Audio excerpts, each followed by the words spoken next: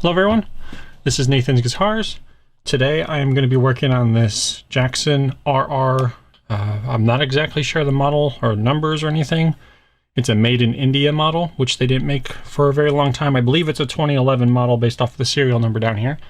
But this is a guitar of a good friend of mine. He did some drywall work, and even though this had been in a case, it still got all dusty and a little dried out, so he let me borrow it for a while to play because I enjoy it, but I'm also going to do some cleanup and setup work for it. I did replace this pickup a long time ago. It came with these Duncan design pickups, which were okay, but they're kind of medium output. Nothing too big to complain about, but I put a Seymour Duncan full shred in it from one of my Charvels that I don't use, so I'm trying to do some guitar work while I can't actually play guitar. I had some tendon issues in my thumb that had gotten some surgery to resolve. I could still use it, but I can't really hold a pick or palm mute or anything with this giant thing on until I get it off later in this week. There's stitches and stuff under there, so the first thing I'd like to work on with this guitar is the fretboard. It's a little dry. I believe it's rosewood, but I'm not entirely sure. It could be some sort of laurel. Again, I can't really find a lot of information about this guitar. The serial numbers match up, so I know it's not a fake or anything, but it's an interesting model. They only made, like I said, they only made guitars in India for a while, and I know those guitars took a little bit of flack, but this guitar plays great. It's actually one of the lightest guitars I've ever played. I don't have it measured, but I believe it's around 6 pounds. Plays really well. The frets are high quality. I mean, it's been played a lot over the years, and they still look really new. I can't say that about all nickel frets. The varying quality of nickel, but this one's good. It is string through. No locking tuners on it, but haven't had any tuning stability issues with it at all. It's just it's kind of a workhorse. Even between setups, I had to do too much touch-up work on it. So first thing, like I said, let's work on the fingerboard. So I need to get these strings off.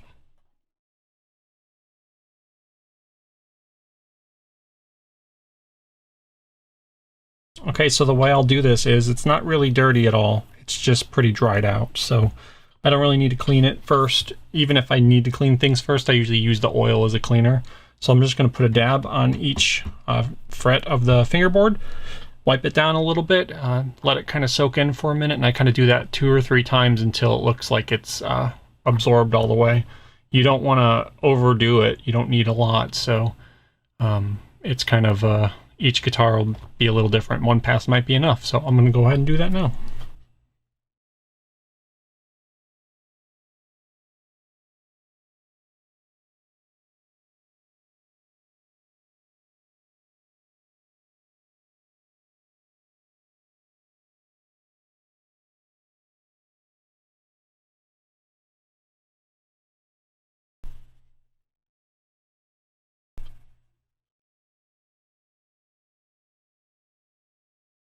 Okay, so you can see that looks a lot better already. One of the tricks to doing this well is to make sure you get near the corners of the frets. Otherwise, it kind of gives this, I don't know what the word would be, almost striped, where you see where it's been oiled and where it hasn't. The first pass, I don't worry too much about that, because mostly I'm just trying to get a majority of the surface area covered at that point. But then the next couple passes I do, and this one looks like I probably only need to do one more. I'll use my fingernail with the cloth and get it in real good in these corners. So I'll go ahead and do that now.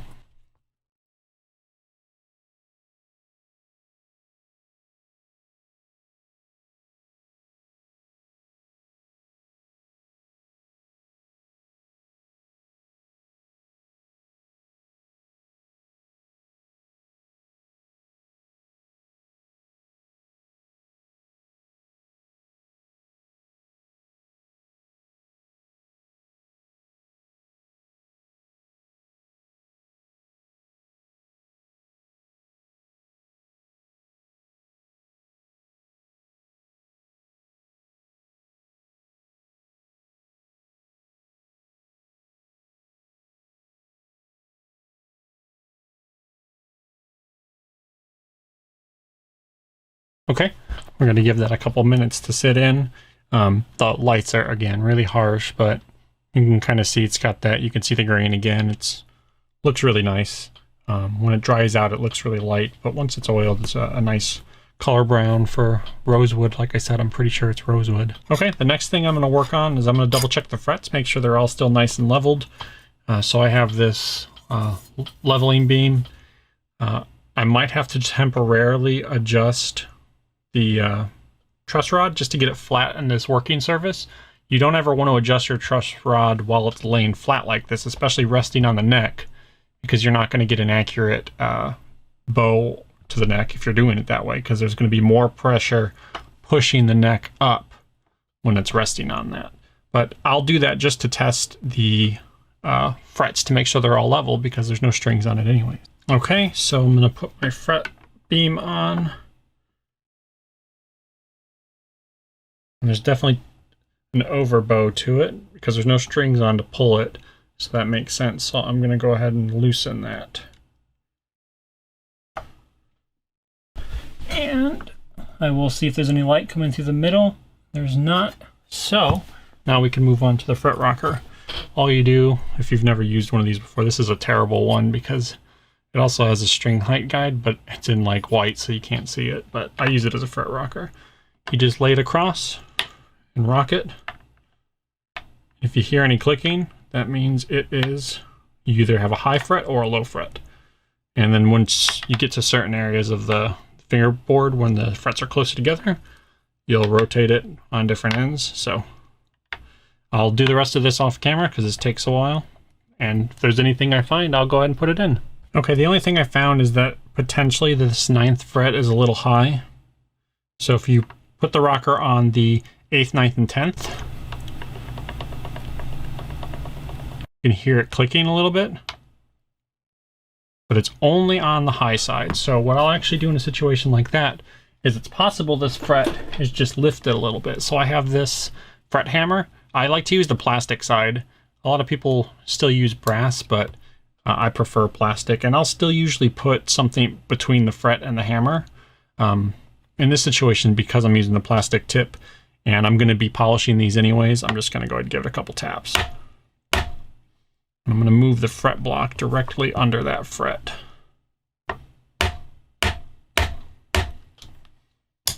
Okay, so now let me check it again, and hopefully that took care of it. Yep. So sometimes that's all it takes. Is if a fret comes out a little bit, it's no big deal, just hammer it back in. If that didn't work, that means the fret would have been too high and I would have had to remove some material. And I don't ever just do one fret at a time. In that situation, I would tape off the whole fretboard, fingerboard, and level the whole frets with the sanding beam. And then I'd recrown everything. And the reason I do all of them is because it's pretty much just as much effort. It's much harder to do one at a time unless you have a special tool called the fret kisser. I don't have one of those. And I like to kind of do a full level anyways at that point, because then you get to polish the frets up better than they would be out of the factory. You don't really remove any material from the other frets if you do it right, but you still get to repolish them and recrown them. And I like to do some ball ends on the sides of the frets too. But again, in this situation, that's not necessary. Okay, so now it's time to clean and polish these frets. There's multiple ways to do it. Some people use fret erasers. I don't personally like fret erasers all that much. So what I tend to stick to is micro mesh, and then I also have this fret polish from Music Nomad that I like a lot. And sometimes I'll tape the whole fretboard up before I do this. With this guitar, I don't think that's necessary. I have these fret protectors that I'll go ahead and use, and these are jumbo frets, so I'll go ahead and do that. First thing I'll do is I'll take micro mesh, and you'll see I use micro mesh in a lot of videos. And I'm really only going to use like the 6,000, 8,000, and 12,000 grits. I'm not trying to take any material off. I'm really just kind of polishing them at this point. Especially if you use a fret rocker, that actually leaves little marks. You can kind of see a couple of them. That's just the nature of rubbing metal on metal. So you can be gentle, but you're going to put some marks on nickel frets. So I'll go ahead and do that, and I'll fast forward through all of it so you don't have to sit and watch because it takes a while.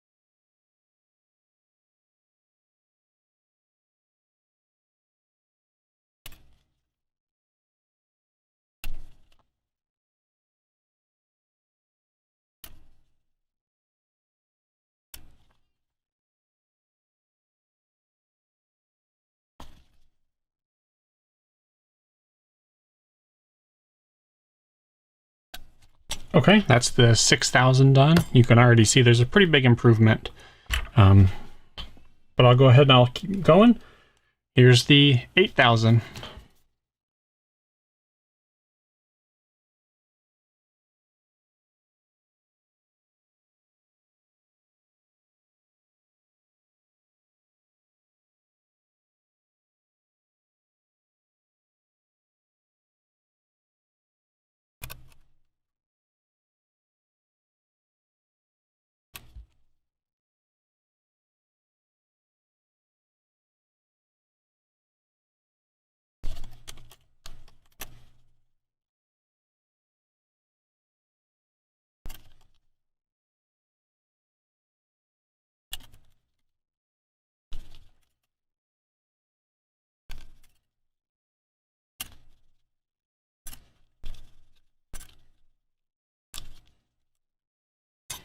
Okay, again, that's the 8,000 done. I am going to still do one last pass here on the 12,000. So again, I'll get going. My fingers are pretty sore. I'm not used to doing this left-handed, but making it work.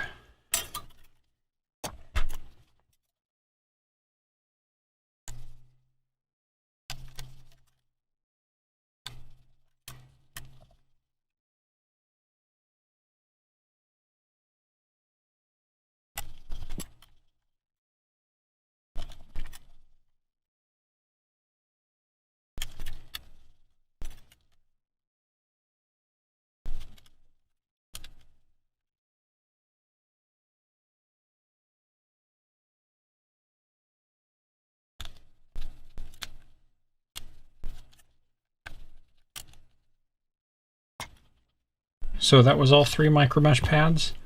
You can see they kind of make a mess, not on this hand, but what I like to do after that is I do one more pass to clean the fingerboard, just in case. I do use the fret protector, but it still gets a little dirty. Okay, the last thing I'm going to do is polish the frets with this fret shine. It's fret polish. So it's the same process. You put a little bit on a cloth, put the fret protector on, and I just go very gently. You can see the first couple frets you put it on will get a lot of the polish on it. So I'll first do a quick pass to kind of distribute what's on the cloth, and I put a little bit more than I normally would. So now I'll keep going. I'll be quiet and do the rest and speed it up.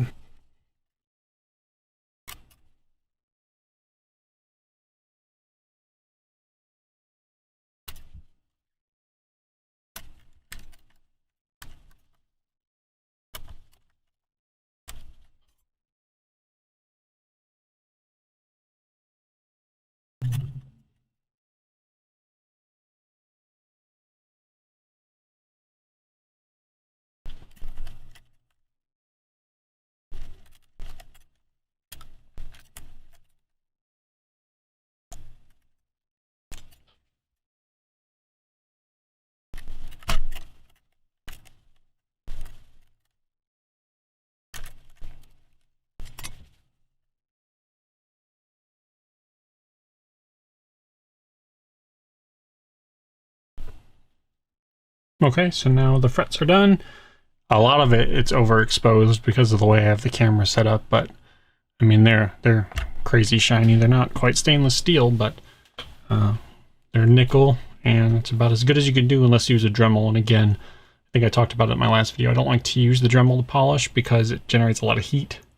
Not really good for metal expanding and contrasting. That's how you get high frets and things like that. So I just do the micro mesh and then a quick run with the polish on nickel frets, and that's about it. So we'll go ahead and move on to cleaning up the rest of the body. So now it comes time to clean the rest of this guitar up. Like I mentioned, he did some drywall work, and even though this was in a case, it got full of dust. So I'm going to take just it looks like a makeup brush, but it's designed for guitars, I guess, and just kind of wipe away all the big particles with this as best I can. Because you kind of don't want to rub those into the paint, because this is a poly finish, so it's a pretty soft finish. Most guitars are going to be poly. Even nitro you wouldn't want to. Nitro's a little harder, but it's still not great in terms of scratch resistance.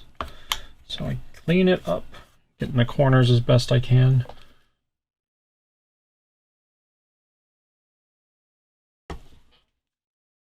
I'm gonna go ahead and flip it over and then do the same thing on the back. Gotta be extra careful with these guitars because the V's, they're huge. I wanna make sure I don't rest those points on anything hard. So a lot of times I'll take a cloth just to be safe. And this one, I mean, he's had this for a long time and there's almost no dings or marks on it, so he takes good care of it. It's pretty difficult to own a V guitar and not chip up the corners. There you can see the Jackson logo, crafted in India, which is interesting. You don't see many guitars out of India. Again, it's a really good guitar, so maybe there should be more guitars out of India. Lately with Indonesian guitars being kind of that's a video for a different day. Okay, so now that that's clean, I want to actually start cleaning the back since it's already flipped over, and you can see there's a lot of fingerprints on it, probably mostly from me, but I have a couple of those blue cloths that I like to use for cleaning. So I'm going to go ahead and use, I'm not going to polish his guitar. There's not a ton of micro scratches on it, and I usually don't do something like a polish without permission from the owner first, because polishing removes finish. So I'll go ahead and just use this. It's an all-in-one clean, polish, and wax, but I really only use this more as a cleaner. It works really well as a cleaner. It does not work well as a wax. So for the first pass, I almost always use this stuff. So I'll just spray some on the cloth. It smells nice too. And then there's quite a bit on here. Should have started with the body. Kind of difficult to do some of this with one hand because I'm used to doing most of it with my right, and I can't. So again, we tried a very light touch on this. You don't want to polish or leave marks. And you'll see this, the reason I don't like this as a wax or anything is because it leaves kind of a hazy finish almost. I'm not sure why it's labeled as a wax, an all-in-one wax. Because you definitely want to go with another pass with something else after this. So that's looking quite a bit better. You can see in the camera what I mean by it kind of being a little hazy. Part of it's going to be hard to see on camera just because these lights are really harsh, as I keep saying. So, and some of it's reflection, so it looks like marks, but it's reflection. So now I'm going to go ahead and move on to the wax. As I mentioned in the last video, I use automotive wax. But we want to let it sit for a couple of minutes. Usually I use this cloth for the wax. You can tell because there's wax on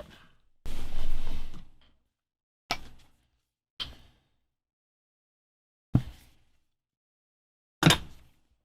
Small amount of wax. You can't see in the camera because of the highlights.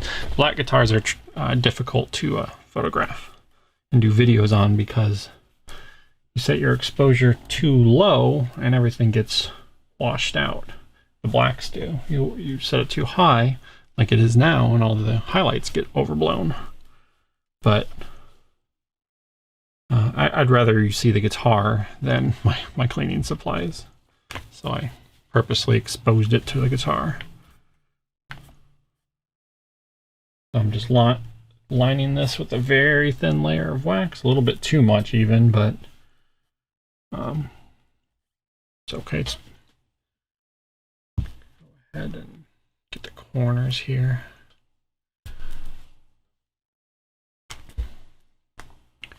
One of the hard areas on these kind of guitars is this area of the headstock. I can't move it much without bumping the V, but getting in these little crevices with the tuners, I like to use this tool. Just kind of push that in. Not perfect, but you'll get better if you use something small than if you don't. Okay, so now I'll let that sit for a minute or so.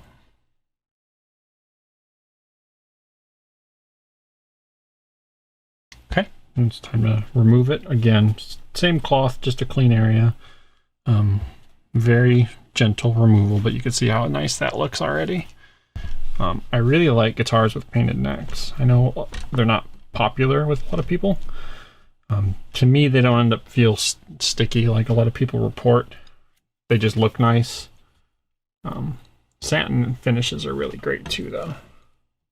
just like all guitars, I guess. That's the back done. Go ahead and flip it over and do the front. Okay, very similar process to the back. Spray some of this cleaner.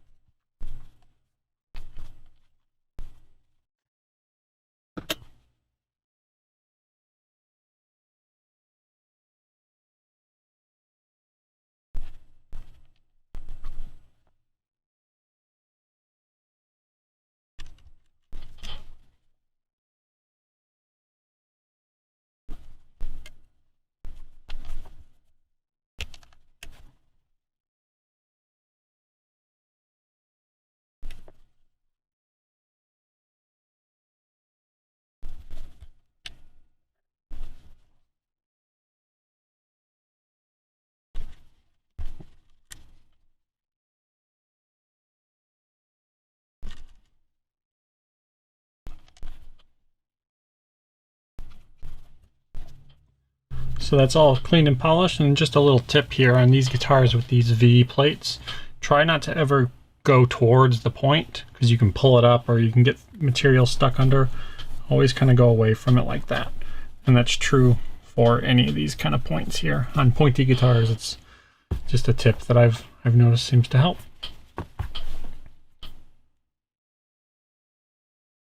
Okay, now that the whole thing is clean, I can do some glamour shots here. You can see there are some swirl marks on it, but it's a used guitar, so you're gonna get that from day one. Gonna make sure you get that corners really good.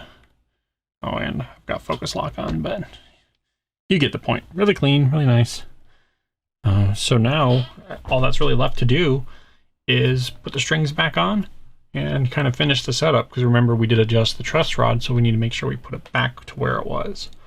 So I'll go ahead and get started with that. For strings, we're going to go with D'Addario NYXLs, 11 to 50 balanced tension, and that's because this guitar is likely going to be set up in D standard. Typically 11 seems a little high, in my opinion, for D standard, but I have these on hand, and it'll be interesting to try and see if my friend enjoys them too. But I can always drop down to a lower gauge if needed. Being a string through, it's really easy to change these things out, so I'm not too concerned. It is a 25.5-inch scale length too, so go ahead and get that started and probably speed this part up, because again, putting strings on, boring news. Okay, I stopped some of the video because that took a little bit longer with a bum hand than I'd like to admit, but they're on. I haven't tuned anything yet. They're just kind of roughly tensioned to keep the bridge in place. But now what I want to do is, I know I loosened the truss rod a lot quite a bit before, and I actually put heavier gauge strings than what were on it before. So preemptively, before I even try, I know I'm going to have to tighten this down a little bit more. So I'm going to go ahead, and this won't do me much good right now because the strings aren't under tension.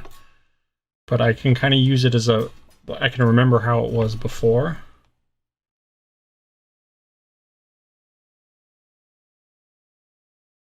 A little bit more.